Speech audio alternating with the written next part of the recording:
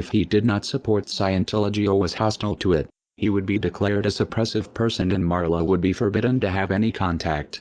At the least he was being handled. As this video shows, Kent Snyder worked regularly and closely with CCHR, actively promoting legislation favorable to them. This bill is not successful, is not passed, then 2 or 3 or 4 years from now, what you're going to find is you're going to find stories of parents who said, why didn't we work harder?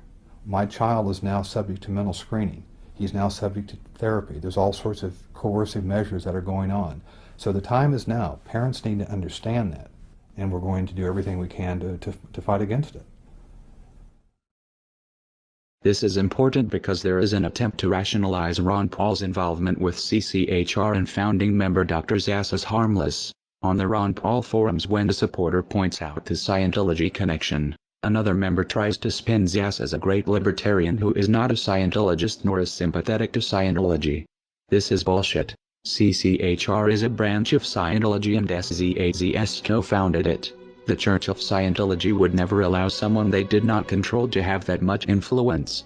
The CCHR website was registered by Scientologist Amber Smayataki. Most of the board are Scientologists. Zass denies being a Scientologist. A representative writes, sharing this battle does not mean that Dr. Zass supports the unrelated principles and causes of any religious or non-religious organization. This can be true working with most organizations, but as we have shown, Scientology does not work this way. You are either for Scientology or you are against it. Whether SZAZS himself believes in Xenu is irrelevant. What is relevant is Scientology considers Zass non-hostile and therefore successfully handled. Kent Snyder may have something in common with Lisa McPherson. His involvement with a cult might have killed him. Like Zass, Scientology believes in an extreme version of personal responsibility. That disease is a result of body thetans and it is the Scientologists' fault for not trying hard enough to clear them. If they did, goes the theory, they would be free of disease. Zass doesn't push body thetans, but he does promote a dangerous distorted idea of mental illness that has the same potential effect, discouraging people from getting help because according to him any problems they have are imaginary. The CCHR was created in 1969, founded by the Church of Scientology and by famous renegade psychiatrist Dr. Thomas Zass. From day one, most or many of the senior leadership of the CCHR have been Scientologists. And for Zass, and of course this has been taken on big time by Scientology, therefore mental illness is not real illness. It is possible Kent Snyder's untreated illness and death was a result of adopting the Scientologist beliefs that his illness was his fault or not real. It would explain why he had no health insurance. Many Scientologists don't. It seems Snyder sincerely believed in Ron Paul's libertarian rhetoric and equally trusted his Scientologist friends, though this ultimately was not in his best interest. A further question arises. How many of Scientology ideas are influencing Ron Paul's campaign for liberty through CCHR and Zass? The Scientology connection to Ron Paul has been noted in a handful of disingenuous threads on the Ron Paul forum. They are disingenuous because they ask questions a Google search can answer in seconds, yet few people link to these results. The threads are phishing members to see how much Paul supporters know about the connection, and when someone appears knowledgeable, the information is spun. In one of these threads, Scientologists in Clearwater are praised for organizing one of Ron Paul's events in 2007. The writer clearly doesn't understand the significance of saying Scientologists and former Scientologists are involved. It's possible he is confused or misinformed. It's also possible Scientologists are lying about no longer being in the church. It would be a glaring anomaly that, everywhere else former Scientologists are considered SPs to be shunned by current members, except for those working on the Ron Paul campaign. More likely Scientology finds it expedient to muddle the connection by having members involved avowed they are former Scientologists. Since most Paul supporters don't know the first thing about Scientology or how to check the information, Ron Paul's campaign manager Kent Snyder had a close working relationship with the Scientology group CCHR from at least 2005. Snyder worked closely with Scientologists at the same time he worked in politics to make Ron Paul the household name he is today. Snyder helped push legislation favorable to Scientology. To do this he made PR videos approved by CCHR. In turn CCHR supported and promoted Ron Paul's presidential candidacy, most blatantly in the pay-to-play luncheon on November 28, 2007, the day of the debates. Campaign donation records from Clearwater, Florida show some members, Ron Paul personally met and talked with these people who collectively donated at least $19,000 that afternoon to his campaign.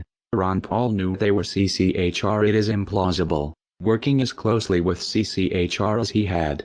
Paul did not know he was for all purposes working with Scientology. Another fact not as well known. In 2002 Ron Paul won the Thomas S. Zass Award as a tireless defender of individual freedom. That puts Ron Paul's personal association with Scientology back almost a decade.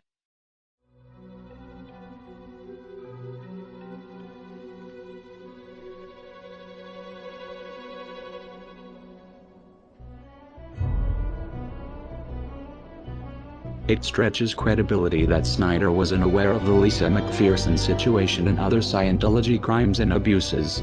Snyder was no doubt deep in denial about the events that led to December 5th death of McPherson at Scientologist hands. Otherwise, why work with Scientology?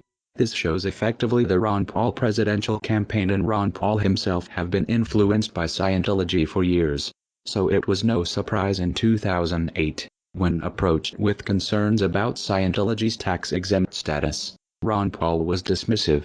His statement, "I understand your concerns about Scientology," implies Ron Paul was aware of the problems of the so-called church and the fact independent observers consider it a criminal cult. In spite of this understanding, he had no problem speaking with them and taking their money. He would also have known about the pre-Chainology protest against Scientology, since at least one in memory of Lisa McPherson was targeted at CCHR during their Industry of Death Museum opening, that Kent Snyder attended. The question is, how much does Ron Paul owe to Scientology? And what does Scientology expect in return? The total amount of contributing dollars by Scientology to Campaign for Liberty may never be known. Whatever the amount, do not doubt Scientology expects a return on their investment in Ron Paul should he ever actually win the presidency. Paul supporters will try to dismiss this like they dismiss concerns about Ron Paul's donation from racist Stormfront.org founder Don Black. As odious as Black is, there is no evidence people have died opposing Stormfront.org. There is ample evidence the lives of critics of Scientology have been threatened and lost.